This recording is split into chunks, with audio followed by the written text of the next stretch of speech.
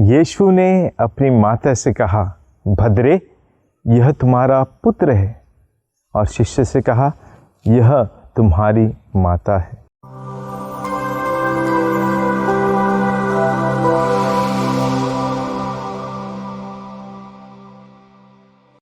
क्रिस्त में मेरे प्रिय भाइयों और बहनों, हमारे संसार में हमने कई बार लोगों के मुंह से सुना होगा, ये व्यक्ति इतना दुख में रहता है लेकिन हमेशा हंसता रहता है, कभी अपने दुख को जाहिर नहीं करता और इसलिए वो हर समय आनंदित रहता है।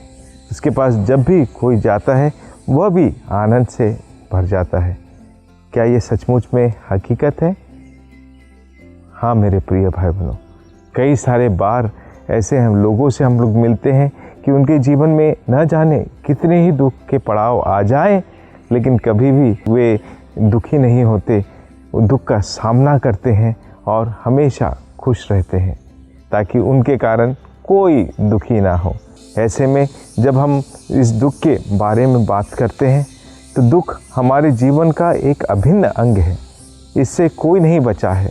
जब तक हम संसार में रहेंगे दुख झेलते रहेंगे, लेकिन किस प्रकार हम इस दुख का सामना करते हैं वह एक सबसे बड़ी चुनौती है। जब हम इस सिक्के की बात करते हैं, सिक्के के दो साइड होते हैं, तो कह सकते हैं कि सुख और दुख हमारे जीवन के दोनों अभिन्न भाग हैं। लेकिन फ़र्क देखिए, हम सुख बड़े आनंद से मनाते हैं, लेकिन क्या हम दुख मनाते हैं? शायद नहीं। इसी दुख को मनाना हमें सीखना है। ऐसा नहीं है कि कभी हमारे जीवन में सुख नहीं आएगा, लेकिन दुख के ज़रिए ही हम सुख का असली आनंद समझ सकते हैं। और ऐसे ही उदाहरण आज माता कलीसिया हमें देती है माता मरियम के रूप में।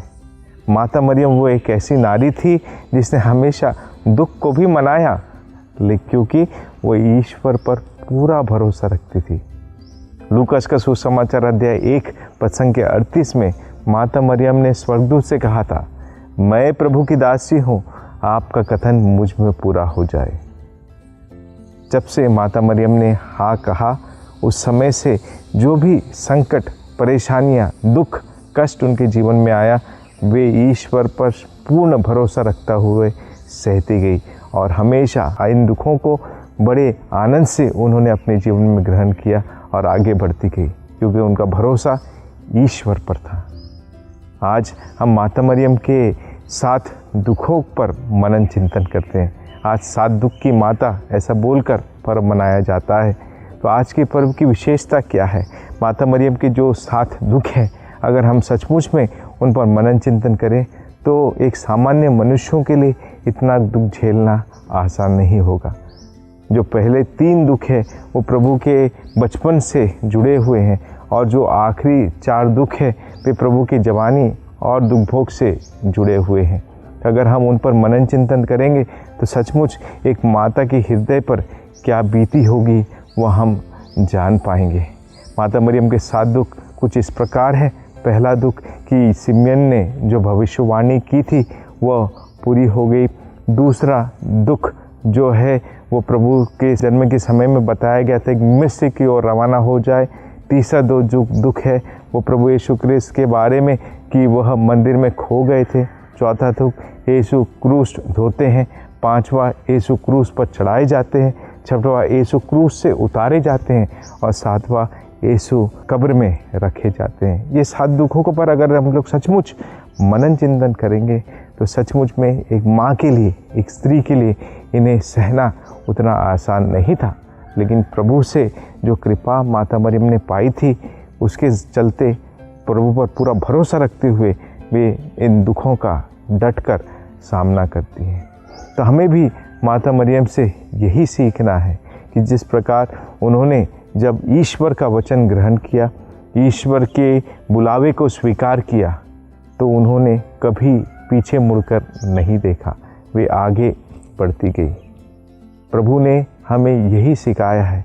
लूकास का सुसमाचार अध्याय 9 पद संख्या 62 में प्रभु का वचन कहता है कि जो हल की मुठ पर हाथ रखकर पीछे मुड़कर देखता है वो मेरे योग्य नहीं है। जब मैंने या आपने अपना जीवन, अपना बुलावा ईश्वर को समर्पित कर दिया है तो ईश्वर पर पूर्ण भरोसा रखते हुए आगे बढ़ते जाए। दुख को मनाना सीखें, तब हम दुख से निवारण पाएंगे।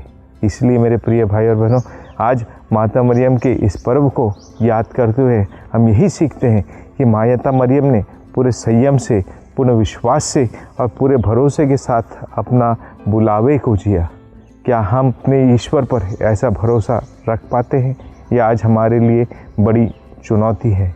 आज के जीवन में जब संसार में इतनी प्रगति हो चुकी है, लेकिन फिर भी मानव धीरे धीरे करके अमानवीय मूलों को अपने जीवन में पालन कर रहा है, जिसके कारण दुख उनके जीवन में और अधिक बढ़ता जा रहा है।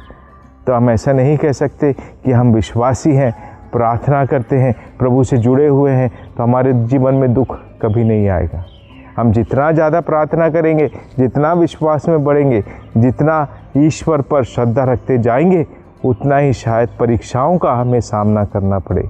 लेकिन प्रभु का वचन जैसे कहता है कि जो अंत तक धीर बना रहेगा वो प्रभु की महिमा अपने जीवन में देखेगा।